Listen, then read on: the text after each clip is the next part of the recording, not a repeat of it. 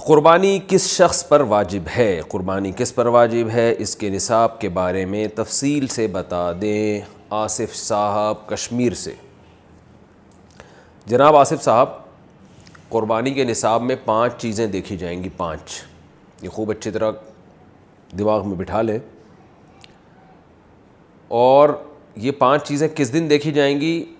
بقرعید کی صبح صادق، یعنی 10 ذی الحجہ کی صبح صادق سے لے کر 12 ذی الحجہ کے غروب آفتاب، یعنی یہ جو 3 دن ہے نا قربانی کے، 10، 11، 12، ان 3 دنوں میں کوئی شخص صاحب نصاب ہو تو اس پر قربانی واجب ہے۔ صاحب نصاب کا مطلب کیا ہے؟ یہاں پر قربانی پر خوب سمجھ لیں۔ سونا ہو کسی کے پاس، یا چاندی ہو، یا مال تجارت ہو۔ تجارتی مال کا مطلب وہ چیز جو بیچنے کی نیت سے خریدی ہو، کوئی پراپرٹی ہے بیچنے کے لیے خریدی، دکاندار کا جو جتنا سامان دکان میں پڑا ہوتا ہے سب بیچنے کے لیے خریدا ہوتا ہے، کوئی کپڑا آپ نے خریدا تھا، خریدتے ہوئے بیچنے کی نیت تھی، تو یہ تجارتی مال کہلاتا ہے۔ چوتھی چیز ہے نقد رقم، کیش، یعنی جو بھی آپ کے پاس بینک میں یا جیب میں جو کیش اماؤنٹ پڑا ہوتا ہے، یہ 4 چیزیں ہو گئی۔ 5ویں چیز ہے ضرورت سے زائد سامان۔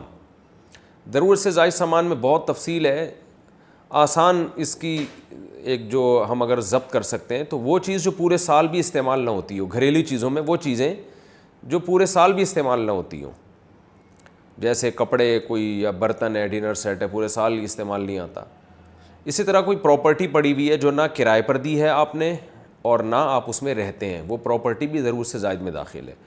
تو یہ جو 5 چیزیں ہیں، کسی کے پاس یہ 5 چیزیں، ان کی جو ویلیو لگائی جائے گی تو ان 5 چیزوں کا مجموعہ اگر 52.5 تولہ چاندی کے برابر ہے، 52.5 تولہ چاندی آج کل 65-70 ہزار کے لگ بھگ ہے، نیٹ پہ سرچ کر لیے گا، تو کسی کے پاس یہ 5 چیزیں، یا 5 میں سے 4 چیزیں، یا 4 میں سے 3 چیزیں، یا 3 میں سے 2 چیزیں، یا کوئی ایک چیز 52.5 تولہ چاندی کے برابر ہے، اور یہ بقرعید کی صبح صادق سے لے کر ذی الحجہ کی 12 تاریخ کی غروب آفتاب سے پہلے تک رہتی ہے اس کے پاس، تو ایسے شخص پر، یعنی بقرعید کی صبح صادق کے وقت اس کے پاس یہ نصاب موجود تھا، اور یہ 13 تاریخ کی ذی الحجہ تک اس کے پاس یہ نصاب موجود رہتا ہے، تو وہ صاحب نصاب کہلائے گا۔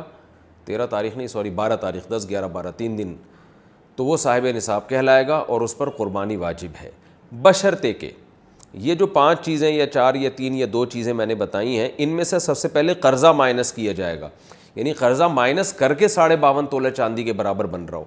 اسی طرح گیس بجلی کا بل جو ان کے اوپر لازم ہے وہ بھی اس میں سے، یا جو مہینے کا راشن آئے گا وہ بھی مائنس کیا جائے گا، جو گھر کا ضروری راشن ہوتا ہے نا وہ بھی مائنس کیا جائے گا۔ مائنس کرنے کے بعد اگر 52.5 تولہ چاندی کے برابر رقم بچ رہی ہے تو ایسے شخص پر قربانی واجب ہے، چاہے مرد ہو چاہے عورت ہو۔ تو عورت کیسے قربانی کرے گی؟ سونا خواتین کے پاس بہت ہوتا ہے، چاندی ہوتی ہے، چاندی نہیں بھی ہو تو سونے کے نصاب جو ہے اس کے ساتھ اگر 1 روپیہ بھی ہے تو وہ بھی 52.5 تولہ چاندی کی قیمت دیکھی جائے گی اس میں بھی۔ تو عورت کیسے قربانی کرے گی؟ اس کے پاس تو کیش نہیں ہوتے عام طور پہ، تو پورے سال جمع کرے، تھوڑے تھوڑے اپنی جیب خرچی سے بچایا کرے، یا سونا کو بیچ کر کرے۔ البتہ کسی کے پاس صرف سونا ہی ہے اور یعنی باقی 4 چیزوں میں سے کچھ بھی نہیں، 1 روپیہ بھی نہیں ہے، تو پھر 7.5 تولہ سونا جب تک نہیں ہوگا قربانی واجب نہیں ہوگی۔ یعنی سونے کے ساتھ اگر چاندی ہے یا پیسے ہیں یا تجارتی مال یا ضرورت سے زائد سامان ہے، پھر سونے کی ویلیو دیکھی جائے گی، سونے کو نہیں دیکھا جائے گا۔ لیکن اگر صرف سونا ہی ہے تو پھر 7.5 تولے سونے سے کم پہ نہ زکوٰۃ ہوتی ہے نہ قربانی ہوتی ہے۔ تو یہ ہے، تفصیل سے آپ کو بتا دیا۔ تو آپ چاہیں تو اس میں ایک گائے میں حصہ لے لیں، چاہیں تو بکرا لے لیں، چاہیں تو دمبا لے لیں۔ مرد پر الگ واجب ہے، عورت پر الگ واجب ہے، جو بھی صاحب نصاب ہوتا ہے۔